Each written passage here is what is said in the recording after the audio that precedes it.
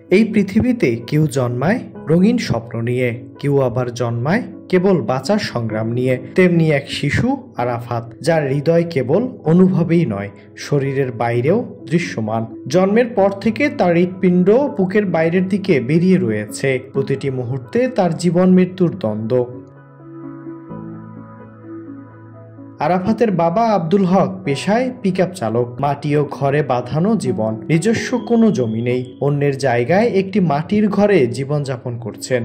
স্ত্রী সংসারে সচ্ছলতা আনতে সৌদি আরব গেলেও ফিরেছেন ভিন্ন মনোভাবে। প্রায় ৩ বছর প্রবাসে থাকার পর দেশে ফিরে তিনি আর স্বামীর বাড়িতে ফেরেননি, খোঁজও রাখেননি অসুস্থ সন্তানের। বাবা আব্দুল হক বলেন, আমরা বহুবার তার মাকে আনতে গিয়েছিলাম, কিন্তু সে জানিয়ে দিয়েছে আর এই সংসারে ফিরবে না। তাই আমার ছেলেকে নিয়ে বেঁচে থাকার লড়াই চালিয়ে যাচ্ছি।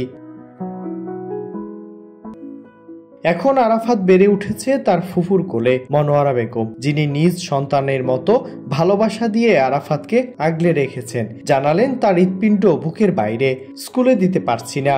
যদি কোনোভাবে হৃৎপিণ্ডে আঘাত লাগে তাহলে মুহূর্তেই জীবন শেষ হয়ে যেতে পারে। তাই ঘরেই তাকে যতটা সম্ভব শেখানোর চেষ্টা করছি।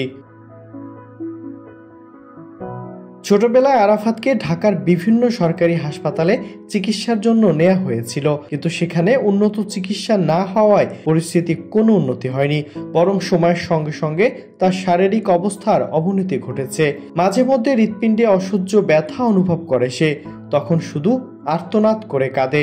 চিকিৎসকরা জানিয়েছে, আরাফাতের চিকিৎসার জন্য উন্নত মানের বিদেশি হাসপাতালে বিশেষ সার্জারি প্রয়োজন, কিন্তু দরিদ্র পরিবারের পক্ষে সে খরচ বহন করা একেবারেই অসম্ভব। মনোয়ারা বেগম বলেন, আমরা সমাজের হৃদয়বান মানুষদের কাছে সাহায্যের আবেদন করেছি। যদি কেউ এগিয়ে আসেন তাহলে হয়তো আরাফাতকে বাঁচানো সম্ভব হবে।